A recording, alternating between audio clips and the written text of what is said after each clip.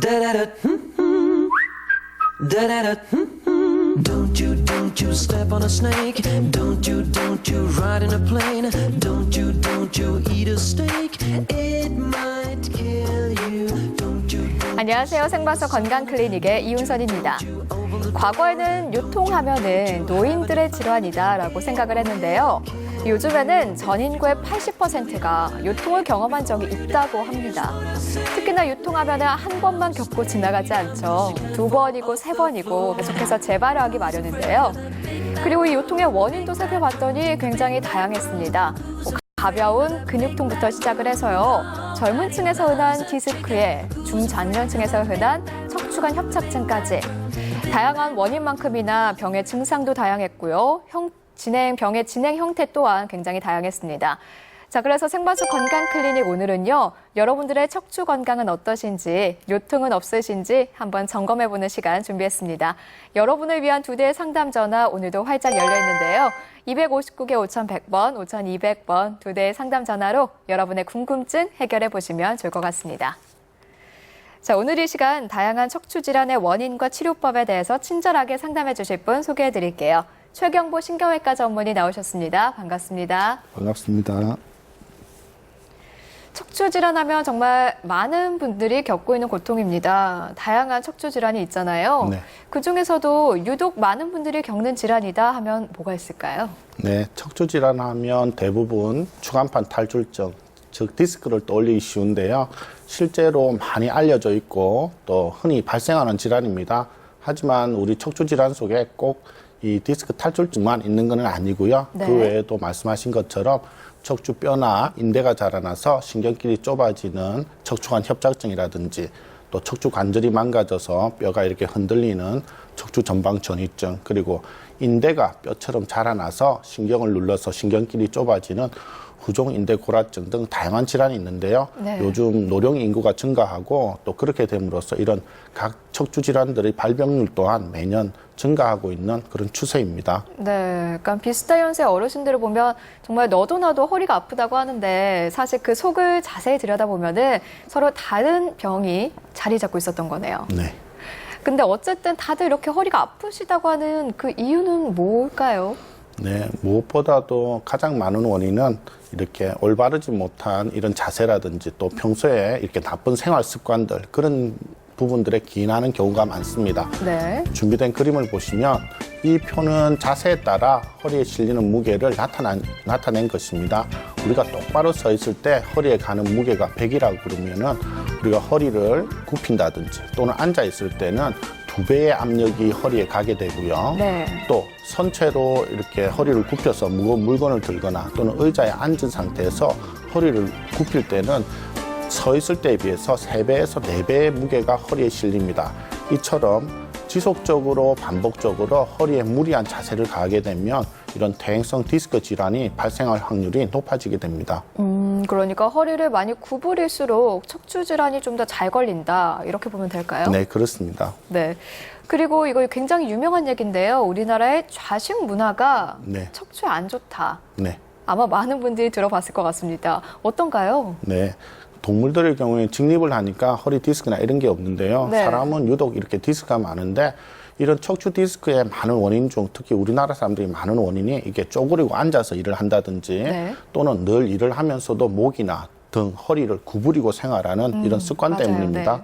우리 지금 시청자분들께서도 이렇게 지금 TV를 시청하시면서 이렇게 누워서 팔베개를 하고 보신다든지 또는 바닥에 그냥 앉아서 보시는 분들이 있는데요. 좋아하는 자세죠. 네.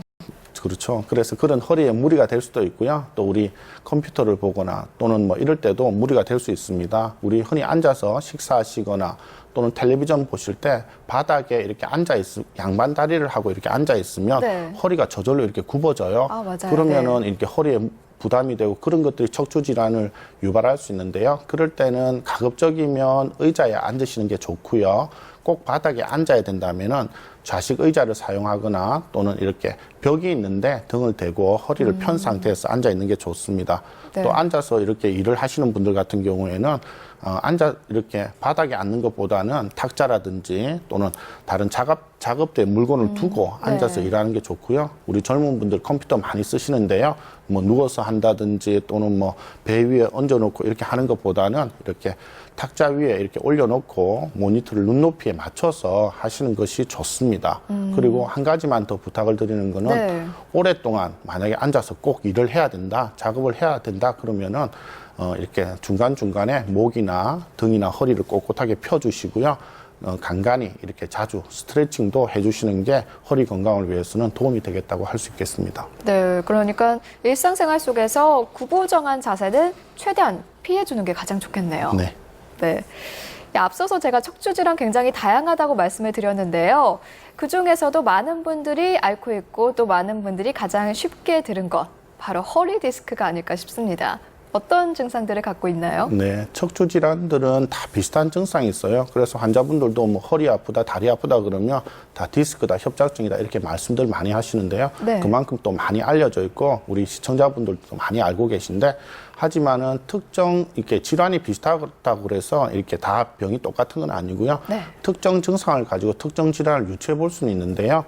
허리 디스크의 경우에는 초기에는 허리 통증이 심하다가 시간이 지나면서 점점 진행할수록 허리뿐만 아니고 엉치라든지 허벅지나 종아리, 장단지라든지 발목, 발바닥까지 시리다든지 저리다든지 또는 뭐 찌릿찌릿 전기가 오는 이런 여러 가지 방사통을 호소할 수 있는 것이 특징적인 증상입니다. 네, 이렇게 심한 허리 통증이 있을 때는 허리 디스크 많은 분들이 의심하는데 허리 디스크 말고 또 다른 질환일 수도 있다고 하던데 그 가능성이 높은 게 어떤 질환이죠? 예, 우리 어르신들, 젊은 분들에서는 이제 디스크가 많은 반면에 네. 연세가 있으시고 40, 50대 이상의 중장년층에서는 척추관 협착증이 많이 나타나는데요.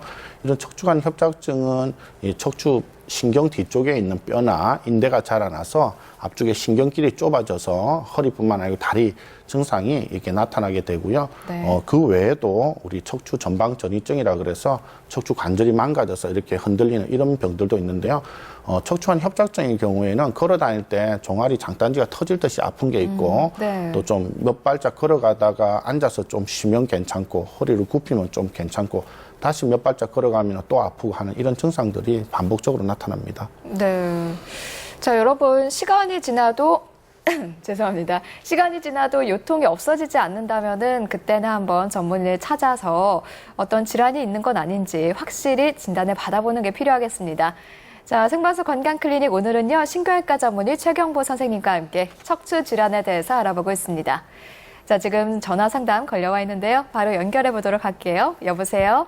여보세요? 네, 안녕하세요. 아, 안녕하세요. 안녕하세요. 예, 어떤 증상 있으신가요? 아, 제가 허리 11번, 12번에 네. 그거 신경을 눌린다 해가지고 네. 그러니까 다리가 오른쪽 다리 쪽으로 저리고 이렇거든요. 네. 그러니까 신경을 눌려가지고 수술하셔야 된다 하는데 예. 그러고 제가 이제 누가 있다가 일하면 허리가 뜨끈거려가지고 한의원에가 침을 3, 4일 맞으면 또 괜찮고 네. 또 그러고 제가 허리를 숙인다든지 한 번씩 계단을 내려갈 때 하면 뜨끈거리거든요. 네. 그럼 이걸 수술해야 될지 어떻게 될지 그걸 몰라가 전화를 드렸습니다. 그 11번, 12번이면 허리보다는 이제 우리 등뼈, 흉추일 경우가 많은데요. 흉추인데요. 예. 지금 병명이 정확하게 뭐라고 선생님 말씀하시던가요? 아, 그거는 말씀하시는데 제가 기억을 지금 못해요. 네.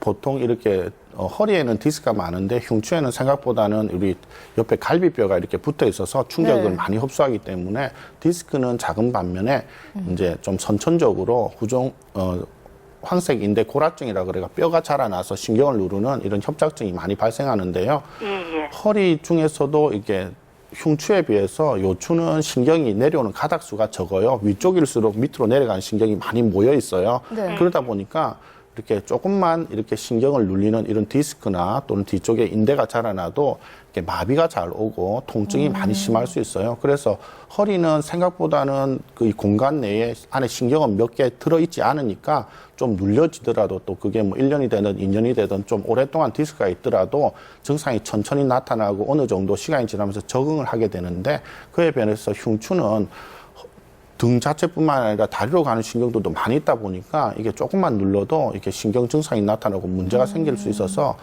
만약에 MRI나 이런 정밀 검사상에서 신경을 많이 누르는 병변이 있다면 그럴 때는 이제 적극적으로 수술적 치료도 생각을 해보셔야 될 수가 있습니다.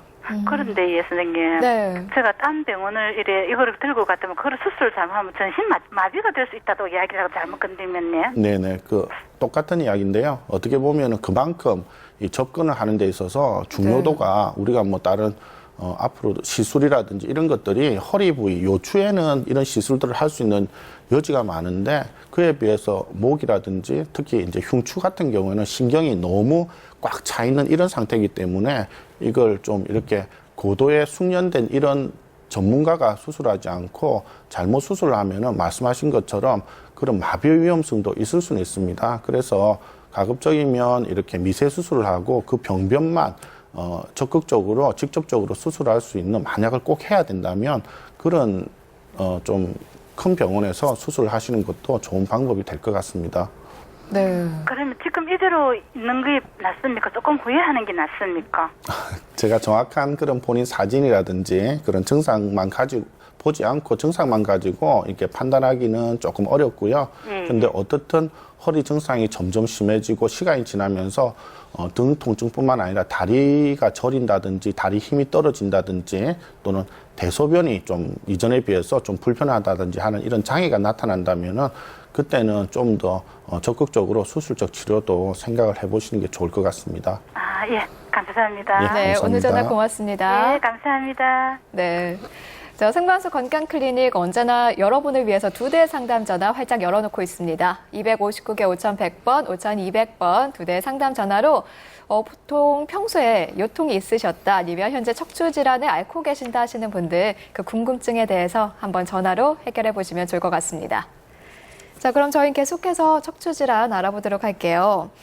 보통은 이제 뭐 다리가 아프다 하면은 다리에 이상이 있겠거니 싶은데 네. 자, 앞서 이제 증상을 들어보니까 다리가 저리고 아픈 게 허리 때문인 경우가 있네요. 네, 맞습니다. 실제적으로 우리가 상식적으로 생각해도 다리가 아프니까 다리에 문제가 있으니까 다리가 아프다고 생각하실 수가 있어요. 다리 네. 근육이 뭉친다든지 또는 뭐 경련이 있다든지 아니면 우리 하지 정맥류처럼 다리에 혈관이 막혀가지고 혈류순환이 안 되니까 이런 통증이 있을 수 있는데 드물게는 우리 허리에서 다리로 내려가는 척추신경이 디스크나 또는 협착증에 의해서 눌려지면 그 신경, 가지신경이 허리에서 나와서 엉덩이, 허벅지, 종아리, 발목, 발등 이렇게 다리로 내려가기 때문에 네. 그 신경이 내려가는 경로를 따라서 이게 통증이, 다리 통증이 있을 수 있습니다. 또 더 심할 경우에는 다리에 감각이 떨어진다든지 또는 힘이 떨어지는 감각마비나 운동마비가 올 수 있고요.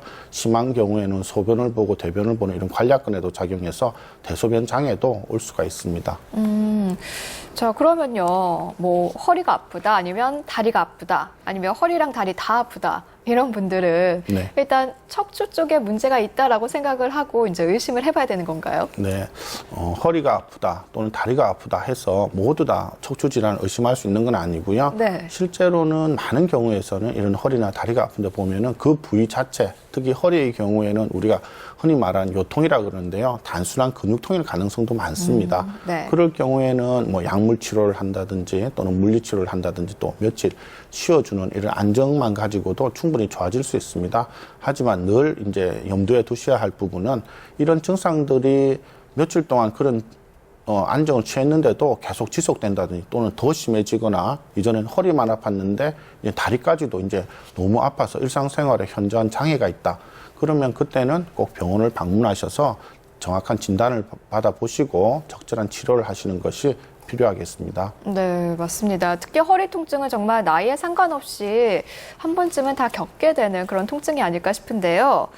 근데 지금 보니까 굉장히 원인도 다양하고 뭐 증상도 다양하고 굉장히 광범위하다라는 느낌이 들어요. 네, 맞습니다. 치료는 어떻게 할 수 있을까요? 네, 어떤 질환이든 그 단계에 따라서 초기냐, 중기냐, 말기냐 따라서 단계별로 치료가 있는데요. 네. 보통의 경우에 우리 척추 질환의 치료 원칙은 가급적이면 수술적 치료보다는 비수술적인 치료, 특히 초기에는 보존적 요법이라든지 또는 비수술적인 이런 시술을 통해서 병을 낫게 하고요.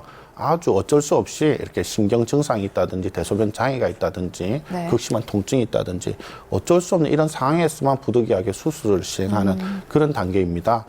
그리고 실제로 보통 이런 우리가 기본적인 보존적인 치료로 약물 치료나 물리 치료나 또 오늘 신경 차단술이라 그래서 이런 신경 치료를 통해서도 대부분 환자들이 낫게 됩니다. 하지만은 그 중에서는 이제 병이 초기에서 중기로 가서 이제 그런 보존적인 요법만으로도 안 될 경우에는 이제 요즘 많이 하는 경막외곽 신경 성형술이라든지 또는 그 외에 플라즈마 수액 성형술이나 또는 척추 협착 풍선 확장술이나 다른 내시경이나 이런 여러 가지 좋은 비수술적인 시술을 통해서 충분히 나을 수 있는 병들이 많습니다. 네, 그러니까 뭐 단순한 요통, 단순한 근육통이 아니라 허리 디스크나 협착증이어도 비수술적인 치료로 충분히 치료가 가능하다라는 말씀이신 거죠? 네, 맞습니다. 보통 우리 이런 비수술적인 치료로 우리 전체 척추 질환 환자 다는 아니지만 그래도 약 95% 이상의 환자들은 이런 비수술적인 치료로 굉장히 많네요. 예, 나을 수 있고요. 나머지 5% 정도에서만 이런 수술적 치료를 시행하고 있습니다. 그렇지만 우리 척추라는 게 환자분들 중에 척추 시술 받고 하면은 완치됩니까? 이런 말씀 하세요. 네. 근데 이제 우리가 타이어도 마모되면 이렇게 새 타이어로 교환할 수 있지만 또 우리 몸은 이렇게 타이어처럼 교환할 수 있는 게 아니다 보니까 안 되죠. 고쳐서 써야 돼요. 그러다 보니까 이런 치료들이 완치의 개념이 아니고 증상을 호전시키고 낫게 하는데요. 한번 망가지기 시작하면은 제때 치료를 안 하면은 계속 악화되는 경향이 있기 때문에 네. 조기에 이런 시술이라든지 이런 방법을 통해서 병을 치유하는 게 척추 건강을 위해서 큰 도움이 됩니다. 그러면은 한 어느 정도 아플 때 병원에 한번 찾는 게 좋을까요? 사람마다 다 달라요. 수술을 할 정도인데도 또 어떤 분들은 좀 참고 괜찮다는 네. 분도 있고 저희가 봤을 때는 단순 근육통인데도 막 안 아파 본 사람은 모른다 할 정도로 많이 아파하는 분들이 있는데요. 그 객관적인 이런 증상을 나타내기는 힘들지만 앞서 저희가 말씀드린 것처럼 허리 통증이 약 3주 이상 지났는데도 3주, 네. 너무 심하다든지 또는 허리뿐만 아니고 다리까지도 저린다든지 또는 이전에 비해서 이상하게 대소변이 힘들다든지 다른 그런 보행이 너무 힘들다든지 또는 앉았다 일어나거나 누웠다 일어나거나 이런 자세 변동 시에 아까 말씀하신 것 뜨끔뜨끔하고 너무 극심해서 일상생활이 안 된다든지 이런 객관적인 이런 증상이 보이면 그때는 꼭 병원을 방문해 보시는 게 좋을 것 같습니다. 네.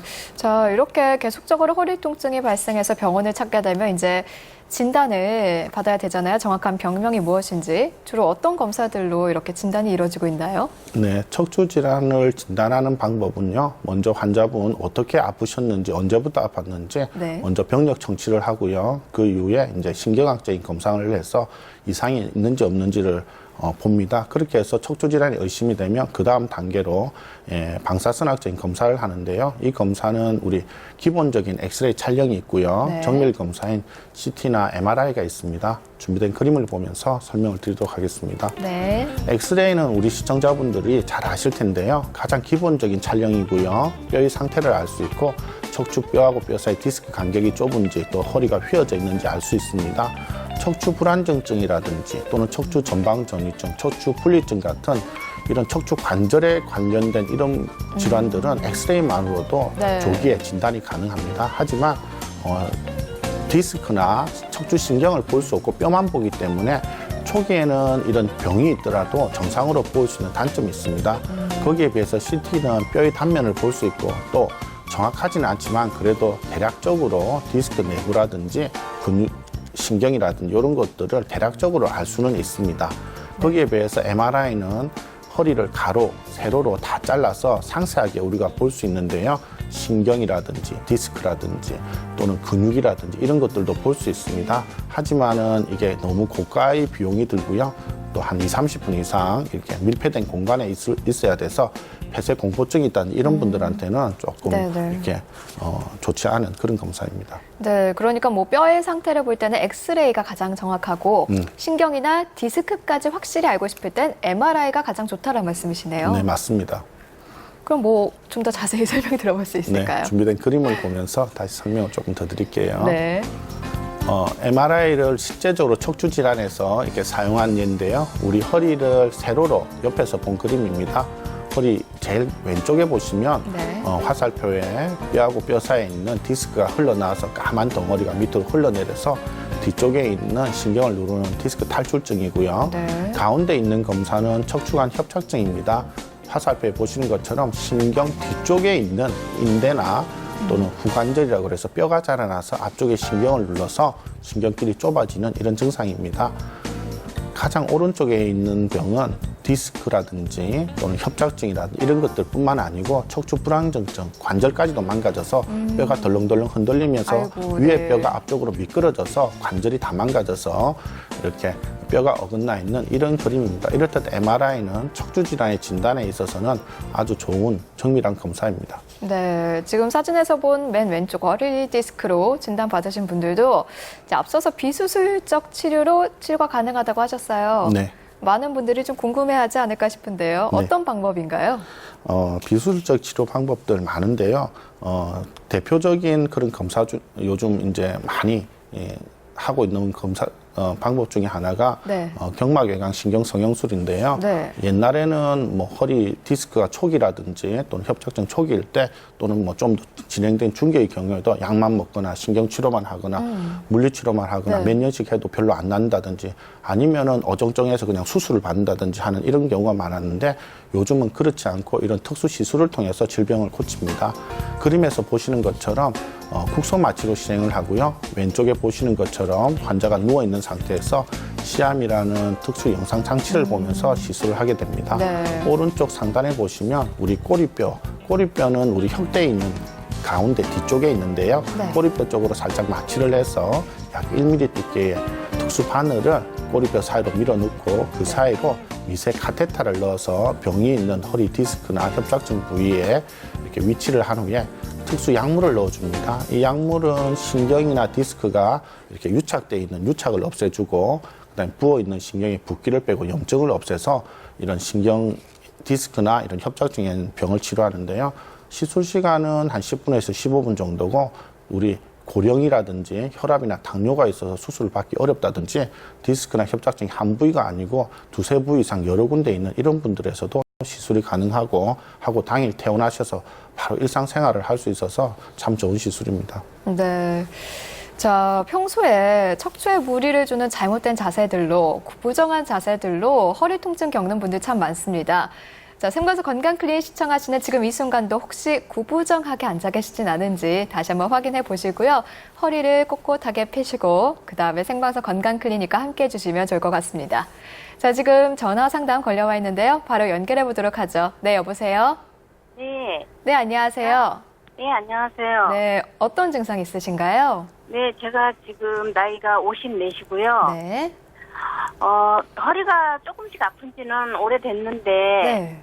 옛날에, 그러니까 뭐, 건 10몇 년 전에 허리가 조금 아파서 그냥 그럭저럭 견딜 정도는 됐었어요. 네. 근데 요즘에 이제 거의 앉아서 뭐 일을 하다, 그냥 앉아서 그냥 하는 일이 앉아서 하는 일이에요. 네. 그래, 앉아서 있다 보니까 허리라기보다 여기 양쪽 골반이 예. 그걸 허리라고 하기도 애매하고 정말 양쪽 골반이 엉치라고 그러죠. 예, 골반 예, 엉치라고 엉치 하는데요. 네. 예. 너무 심하게 아픈 거예요.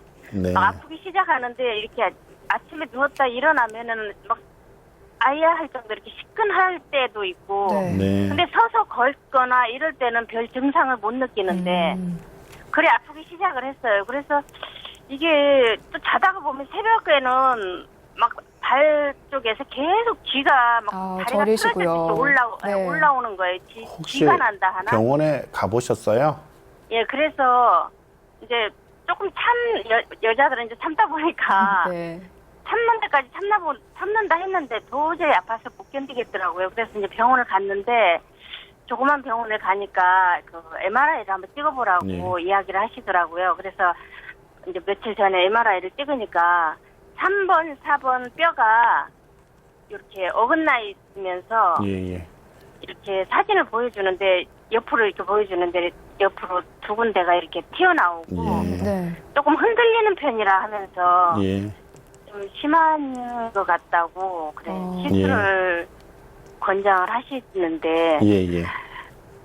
막 여러분들 이야기를 들어보면은 시술을 하거나 수술을 하거나 예. 하고 나면 더 힘들어지는 상황이 될 수도 있다 하는데 예. 이제 다리가 한쪽이 이제는 어제 며칠 전부터는 이제 막 저림이 내려오더라고요. 예.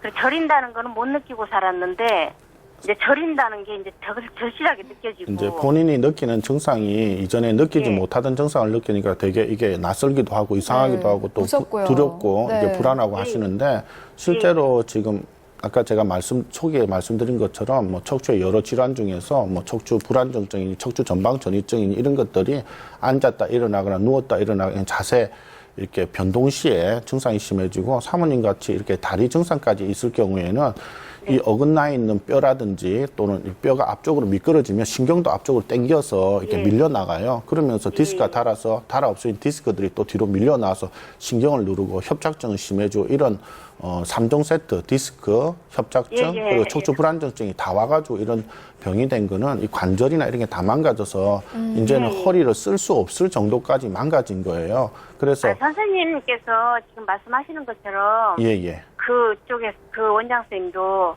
좀 여러 군데가 예. 좀 안 좋다고 말씀을 예. 하시더라고요. 그런데 이제 보통의 경우에는 한 군데만 이렇게 망가진 경우가 많은데요. 네. 그럴 경우에는 이제 수술적 치료가 다리까지 이런 신경 증상이 있으면 하는 게 맞습니다. 왜냐하면 저는 이제 이런 척추 관리에 대해서 말씀을 드릴 때 치아 관리하고 비슷하게 말씀을 드리는데요. 예. 치아도 조금 썩었을 때 충치를 먹었을 때는 조금만 긁어내고 레진으로 이렇게 떼워주고 덮어 씌우면 끝나지만은 뿌리까지 흔들리면은 이거는 방법이 없어요. 다 썩어서. 그러면 덜어내고 임플란트를 하는 것처럼 우리 척추는 이렇게 치아처럼 빼낼 수 있는 구조가 아니기 때문에 네.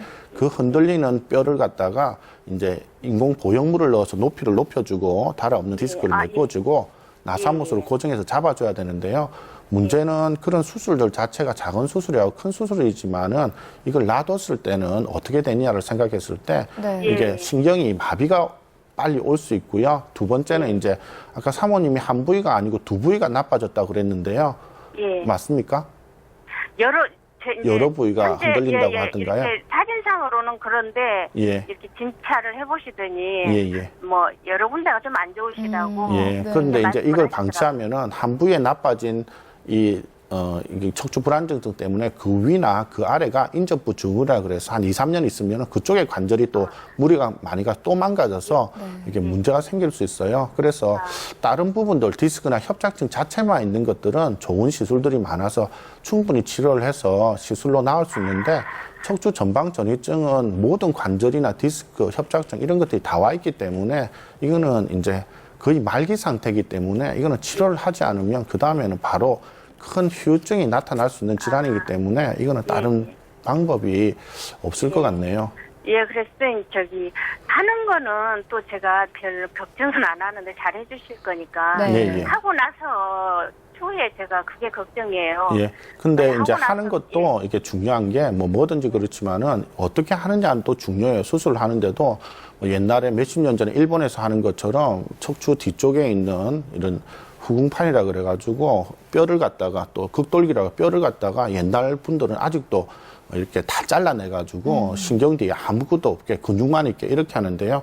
그렇게 하면은 이제 근육이 나중에 수술하고 나서 위축이 와가지고 허리가 굽어진다든지 늘 만성적인 허리 통증을 유발한다든지 하는데 요즘은 이제 그런 내 정상적인 구조물들은 다 놔두고 이게 나빠진 디스크만 제거하고 미세 수술로 피부를 절개 안 하고 조그마한 구멍을 내 가지고 나사못으로 고정한다든지 하는 그런 정상 구조물은 최대한 보존하고 한 이런 수술을 하게 되면은 하고 나서도 꼭 디스크 수술하신 분처럼 하고 나서 그 다음날 바로 일어나서 보행도 가능하고 한 일주일이나 열흘 후에는 퇴원하셔서 일상생활도 어느 정도 가능한 그런 거라서 그런 수술을 하는 방법도 좀 고려를 해보시는 게 좋을 것 같습니다.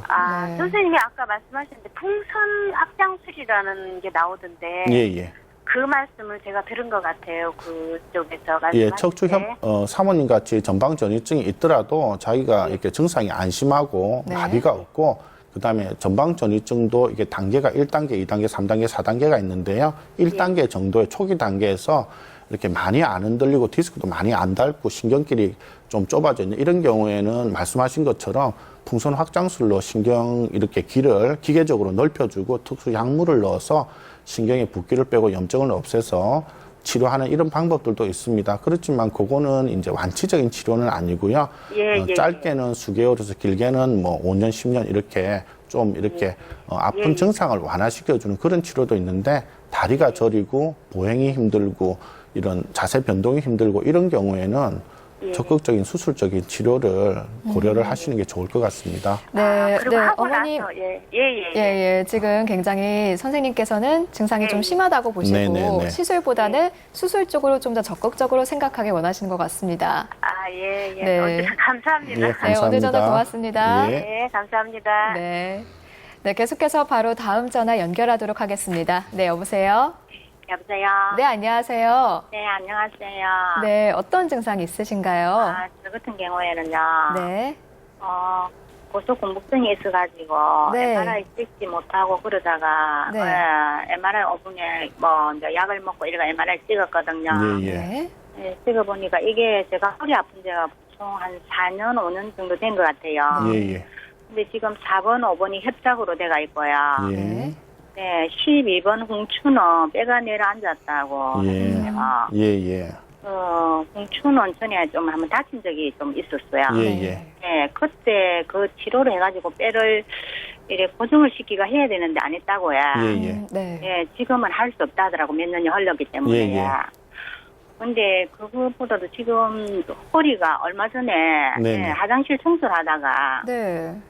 좀 제가 전화가 왔으러 막 비누칠 해놔놓고 이러다가 전화가 왔으러 나가다가 넘어져 버렸거든요. 아이고, 예. 그러고 나서부터 이 허리가 너무 많이 아파갖고요. 네. 예. 치료도 받아보고 막 이래 입원되고 이랬는데 네. 계속 이 허리가 앉아있지도 못하고 너무 아픕니다. 예. 우리 사모님 같은 경우에 4번, 5번에 MRI상에서 척추관 협착증이 있다고 하시던가요? 네. 어떻든가요? 상태가 많이 심하다고 하시던가요? 아니면 보존적으로 이렇게 치료를 하면은 좋아질 수 있겠다. 그렇게 선생님 말씀하시던가요? 예, 거의 심한 편은 아니라고 아니라는데. 생각하시고요. 예. 지금 뭐 이렇게 갑자기 이렇게 충격을 허리에 받으면은 이 척추 이렇게 압박골절이 온다든지 또는 압박골절 정도는 아니더라도 근육의 타박상을 입고 그런 충격이 우리 디스크라든지 또는 신경에 전달되면은 극심한 통증을 나타낼 수 있어요. 우리 사모님 말씀하신 것처럼 흉추 12번은 이전에 아마 다쳐서 그 옛날에 압박골절이 와서 그 상태로 그냥 굳어버린 네. 그거는 지금 당장은 이제 치료할 필요는 없고요. 4, 5번 같은 경우는 기존에 협착증이 있어서 신경이 눌리고 있는 상태에서 갑자기 외부의 급격한 이런 충격에 의해서 이게 신경이 이렇게 충격을 받아서 아플 수도 있고요. 또 그런 것들이 디스크까지 전달돼서 디스크를 싸고 있는 단단한 섬유테란 막이 있어요. 타이어 같은 막이 있는데 이 막이 찢어지면은 극심한 허리 통증이 있을 수 있어요. 아이고, 네. 그래서 뭐 흔히 우리 환자분들 말씀하시는 것처럼 안 아파본 사람은 모를 정도로 너무 극심한데 그럴 경우에는 요즘 이제 병원에 와셔서 초기 단계일 경우에는 이렇게 신경 주사, 우리 신경 차단수나 네. 이런 걸 해볼 수 있고요.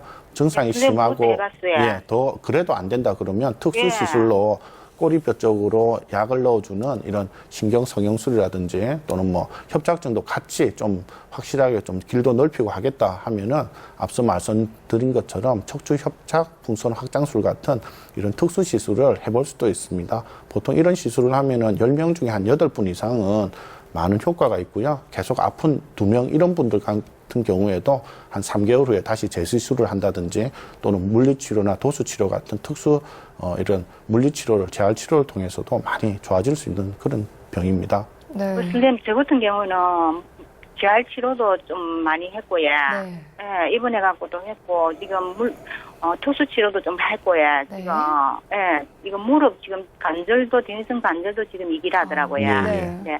지금 그것도 지금 하고 이렇게 했는데도 이리 지금 허리 주사도 지금 좀 맞고 이렇게 했거든요. 예. 근데 이제 했는데도 이 허리가 물리치료를 이렇게 한다는 거는 말 그대로 네. 피멍이든 근육이라든지 또는 인대라든지 이런 것들을 강화시키지 실제적으로 근본적인 원인인 협착증이나 안쪽에 또는 디스크를 싸고 많이 찢어져 있다든지 디스크가 나왔다든지 이런 부분을 치료하는 건 아니거든요. 그래서 사모님 같은 경우에는 그 안쪽에 있는 그런 부분에 대해서도 그냥 주사만 맞고 이런 것들은 여러 부위를 주사를 줄 수가 없어요. 한 부위만 제일 나쁜 부위만 주기 때문에 상대적으로 다른 부위들이 계속 통증이 남아 있어서 이런 통증을 느끼실 수 있기 때문에 다른 시술들도 한번 고려를 해보시는 게 좋을 것 같습니다.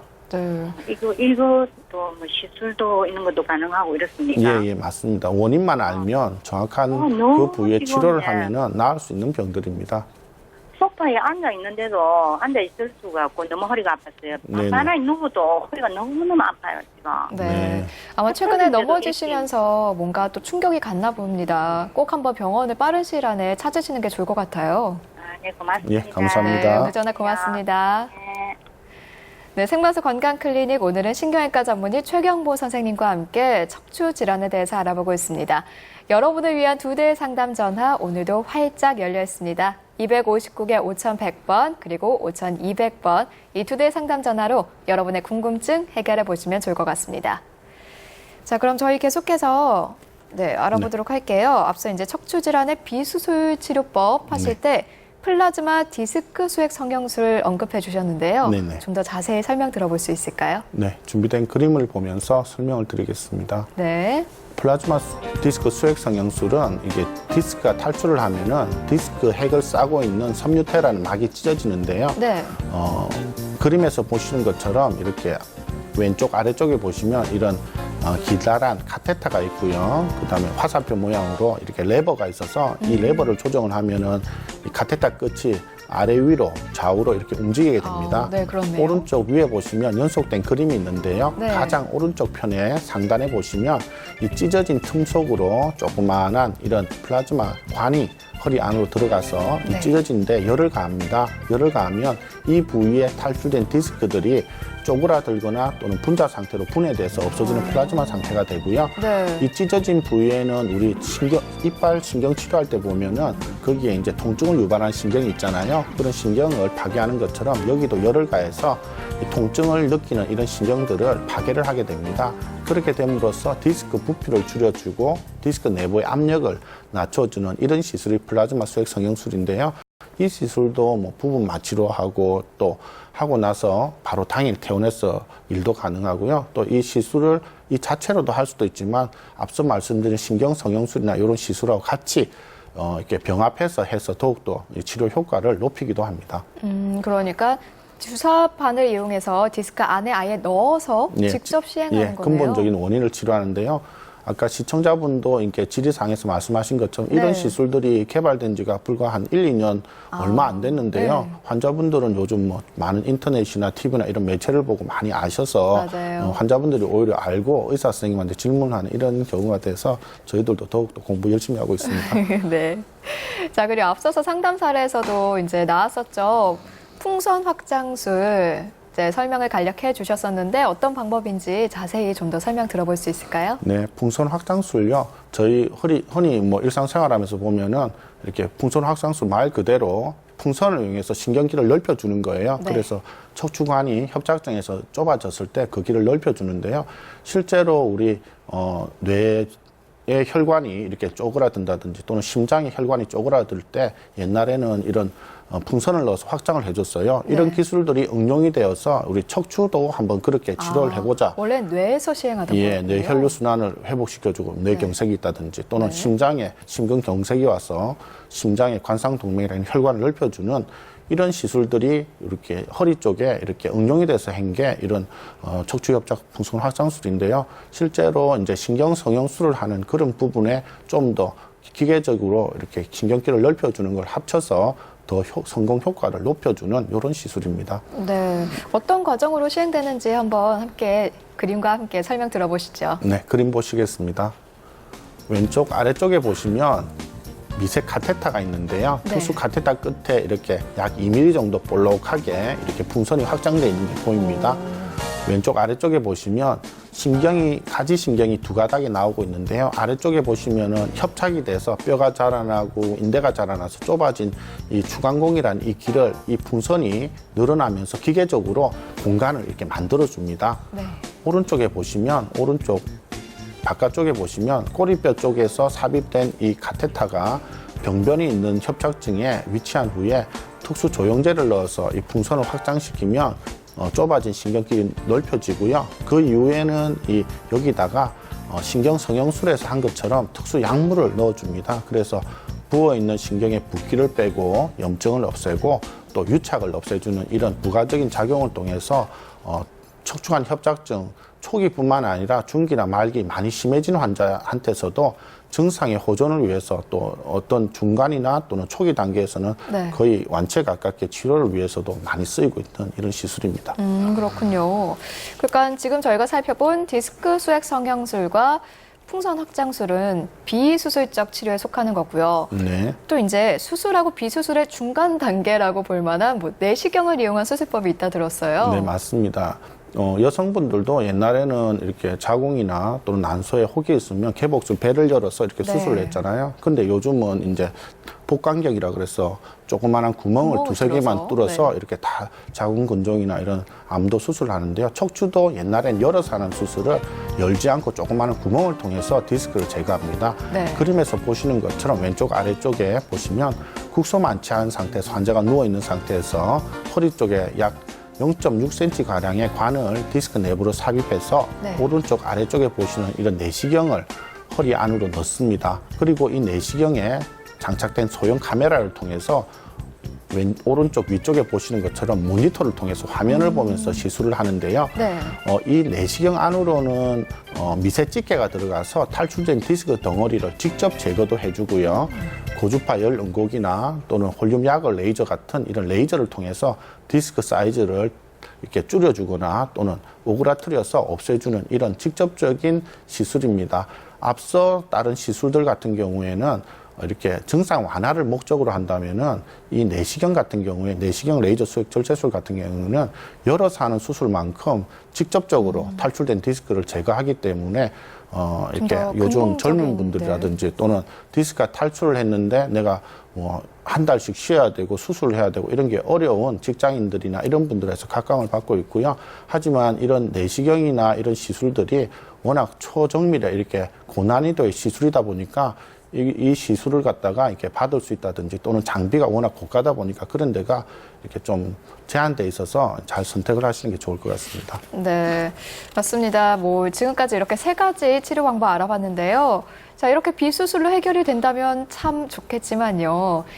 이제 앞서서 이제 상담에서도 보면은 참는다고 참으시는 분들이 계셨잖아요. 이런 경우에는 정말 끝까지 거의 말기까지 갔기 때문에 수술을 해야 될 것 같거든요. 네, 맞습니다. 수술, 허리 디스크나 협착증이 있을 때 수술을 한다 그러면 누구나 저도 의사지만은 수술을 원해서 하는 사람은 없는데요. 네. 그렇지만 요즘은 많은 기술들이 발달하다 보니까 수술이라고 하지만은 실제적으로 최소 침습 수술이라 그래서 자기 뼈나 인대나 정상 조직은 충분히 보존하면서 병변만 선택적으로 치료하는 이런 수술을 하는데요. 대표적인 것이 미세 현미경 레이저 수액 절제술입니다. 네. 준비된 그림을 보면서 설명을 드리겠습니다.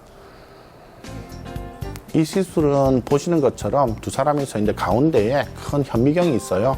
그래서 오른쪽 위쪽에 보시는 것처럼 수술할 부위를 약 손톱 크기만큼 2cm 정도 미세 피부 절개를 한 이후에 근육을 이렇게 견인하고 오른쪽 아래쪽에 보시는 것이 척추신경입니다. 이런 신경이 하얗게 되어 있고 그 위에는 혈관들이 발달되어 있는데요. 이 신경을 옆으로 이렇게 젖히면 그 아래쪽에서 터져서 나온 디스크가 신경을 압박하고 있는 것이 보입니다. 그래서 그 부분을 현미경에 장착된 0.3mm 두께의 레이저로 태워서 없애버립니다. 또 협착증의 경우에는 자라나 있는 뼈나 인대를 미세 드릴로 깎아서 제거하거나 특수 기구를 이용해서 자라나 있는 인대를 제거해주는 이런 미세 수술이고요. 네. 수술을 하고 나서 이렇게 당일은 좀 누워 계시지만은 그 다음 날부터는 일어나서 보조기를 차고 걸어 다니고요. 보통 3, 4일, 빠르면 3, 4일에서 보통 일주일 정도 되면 실밥을 뽑고 퇴원을 하셔서 일상생활도 가능한 그런 치료 방법입니다. 네. 그런데요. 앞서 상담에서도 한 분이 그러셨는데 수술한 후에 더 힘들다더라. 이런 얘기 아니면 수술했는데도 아프다. 네. 이런 얘기 정말 쉽게 들을 수 있거든요. 네, 맞습니다. 이거는 수술이 잘못된 건가요? 재발한 건가요? 아니면 또 다른 병이 생긴 건가요? 네, 이런 척추 질환에 대한 기본적인 이런 조금 오해가 있으셔서 그렇게 생각하실 수 있는데요. 네. 척추 같은 경우는 척추 신경이고요. 신경이라는 거는 디스크가 탈출을 해서 누른다든지 또는 협착증에서 신경이 눌려지면은 신경이 손상을 받아요. 손상을 받는다는 거는 신경세포가 이렇게 죽는다는 거고 네. 또 신경 기능이 뭐 움직인다든지 감각을 느낀다든지 이런 기능이 떨어집니다. 그래서 수술을 한다는 거는 그 병 자체를 없애서 그 디스크나 이게 누른 디스크 자체를 제거하고 인대를 제거하는 거지. 그래서 하고 나서 환자분이 직후에는 뭐 이전에 비해서 7, 80% 이렇게 증상이 호전이 있고 한데 나머지 20, 30%의 경우에는 신경이 호전되고 자기 원래 자리를 잡아가는데 이렇게 시간이 걸려요. 그래서 그런 잔여 증상들 때문에 이렇게 시리거나 저린 게 좀 남아있어 하는데 대부분 환자에서는 그런 것들이 이제 시간이 지나면서 회복이 됩니다. 그리고 뭐든지 그렇지만은 우리도 치과 치료 받고 나서 이제 그걸로 끝난 게 아니고 꾸준히 하루 3번 이렇게 양치질도 하고 관리해줘야죠. 또 밤에는 이렇게 단 것도 먹지 말고 또 흡연이나 이런 것도 삼가해야 되는 것처럼 척추도 수술로 끝난 게 아니고 이런 본인이 꾸준한 운동을 한다든지 또는 이렇게 흡연이라든지 또는 음주라든지 이런 걸 좀 삼가하시는 그런 관리도 중요합니다. 네. 그럼 말씀하신 이 잔여 증상은요, 어느 정도의 시간이 지나야 좀 없어진다라고 봐야 될까요? 대부분의 경우에는 한 2, 3개월 정도 2, 3개월이요. 보통 우리가 신경이 네. 많이 이렇게 손상되고 하면은 회복되는데 6주부터 해가지고 빨리 이게 신경 손상된 것들이 회복이 일어나는데요. 보통은 한 2, 3개월 하는데 사람에 따라서는 이게 디스크나 협착증이 어느 정도 심하느냐 또는 어느 정도 오랜 기간 동안 손상을 받았느냐 이런 거에 따라서 6개월에서 1년 정도까지도 조금씩 있는데 보통 운동신경은 빨리 돌아오는 반면에 뭐 시리거나 저리거나 이런 감각적인 이상은 조금 늦게 돌아오는 걸로 알려져 있습니다. 네. 자, 생방송 건강클리닉 오늘은 신경외과 전문의 최경보 선생님과 함께 척추질환, 여러분들의 요통 한번 점검해 보고 있습니다. 자, 지금 상담 전화 걸려와 있는데요. 바로 연결해 보도록 할게요. 네, 여보세요? 여보세요? 네, 안녕하세요. 네, 안녕하세요. 네, 어떤 증상 있으신가요? 제가요, 네. 55년생 지금 60세인데요. 예. 허리가 그 MRI 사진을 한번 찍어봤거든요. 네. 네. 한 4년 전부터 아파갖고, 네. 사진을 찍어보니까 전방전이증이라 그래요. 네, 척추 전방 전이증이요. 네네. 네. CT도 찍어보고, MRI도 네네. 찍어보고 이랬는데요. 많이 심하다고 그러시던가요? 예? 병이 많이 심하다고 그러던가요? 그렇게. 심하지는 그렇게 초기 할 정도는 아니라 단계라고. 그래요. 예. 예. 그래갖고는 저는 이제 집에 뭐 다리 들이고 이런 거는 없거든요. 예. 없고, 이제 오른쪽은 괜찮는데, 네. 그 전반적으로 보면은 이제 왼쪽에 저기 엉치 있잖아요. 예. 엉치 여기가 막 그냥 막 예, 한 번씩 막 불로 빠질 것 같고요. 예. 통증이 좀 심하고 이래갖고 제 손으로 막 이렇게 막 네네. 들기도 하고 그러거든요. 네네. 네. 예, 그러고 이제. 지금 뭐 그 허리가 병원에서는 치료를 좀 받으셨어요? 척추 전방전이증에 대해서. 예. 하고는 좀- 신경차단 주사도 예. 맞고요. 하고는 조금 나아지셨어요? 예, 그래갖고는 이제 그 주사도 뭐 일종의 별로 뭐 그 좋은 거는 아니다 이러더라고요. 딱 네네. 맞으면. 예. 그래갖고 한 3번 맞아줬어요. 예. 네, 3번 맞고 지금까지는 뭐 작년인데 아직 안 가고 있는데요. 예. 그 1번, 2번, 3번은 또 디스크, 관절염. 디스크가 아니고 관절염가 있고요. 예. 그래서 4번, 사모님은 5번은 지금 증상이 이렇게 지금은 조금은 잔여 증상이 있는데 뭐 아주 많이 아프고 그렇지는 않은 그런 상태죠? 어떻습니까? 근데 다리 저리고 이런 거는 없고요. 집에 있으면 이제 날씨가 이리 좀 굽다든지 라면 예. 지금 우리하니 옆 허리가 우리하고 엉치가 예. 네, 우리가 네, 좀 이렇게 척추 질환은 이렇게 우리가 이렇게 가지고 가는 병이에요. 그거는 우리 뭐 환자분도 그렇고 저도 그렇고 나이가 들면은 누구나 일어나는 퇴행성 질환이고 피할 수는 없어요. 근데 이렇게 척추 전방 전이증의 경우에는 앞서 말씀드린 것처럼 척추가 이렇게 거의 망가져 있는 말기 단계인데 그런 단계에서 이제 사람에 따라서 사모님 같은 경우에는 허리 근력이 좋고 또 뼈가 많이 안 어긋나고 주위에 퇴행성 변화가 적게 되고 하면은 2mm 정도가 그러면 아주 나오더라고요. 그거는 미세한 정도고요. 보통 5mm 이상 이렇게 척추뼈가 미끄러지면 수술을 이제 생각을 하게 되는데요. 그래서 초기 척추 전방 전이증이 때문에 증상이 미약하기 때문에 말씀하신 것처럼 이제 허리 근력을 강화시키는 재활 치료를 한다든지 또 좀 아플 경우에 허리에 보통 일주일에 한 번씩 해가 3주 동안 3번 맞는 이런 신경 치료를 한다든지 하는 걸로 좋아질 수 있는데요. 그렇지만은 아무래도 병이 있기 때문에 뭐 하나도 안 아픈 것처럼 그렇게는 힘들고요. 조금씩의 불편감은 있을 수 있을 것 같아요.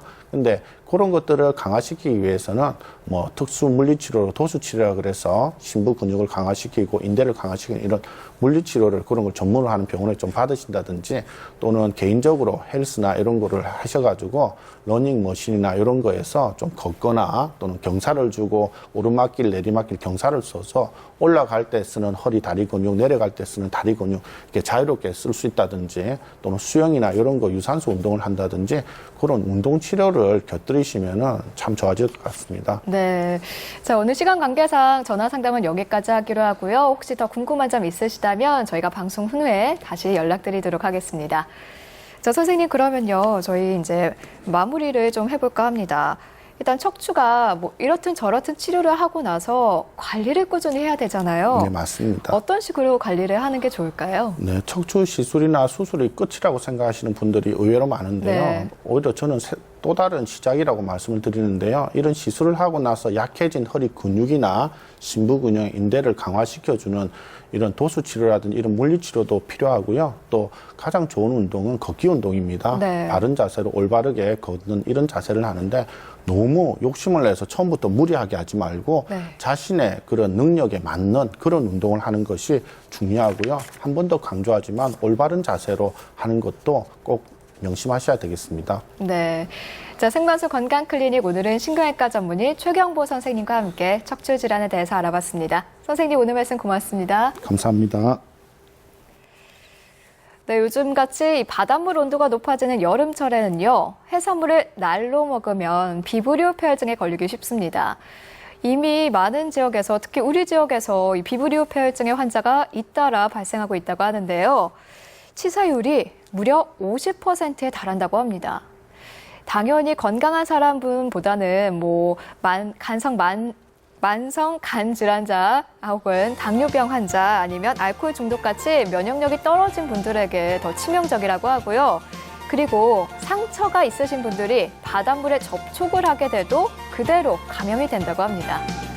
자, 아무쪼록 이렇게 상처 있는 분들은 바닷물에 접촉하지 않도록 조심하시고요. 면역력이 좀 떨어졌다 하시는 분들은 해산물 절대 날로 드시지 않기 바랍니다. 자, 생만수 건강클리닉 오늘은 여기서 인사드릴게요. 시청해주신 여러분 고맙습니다.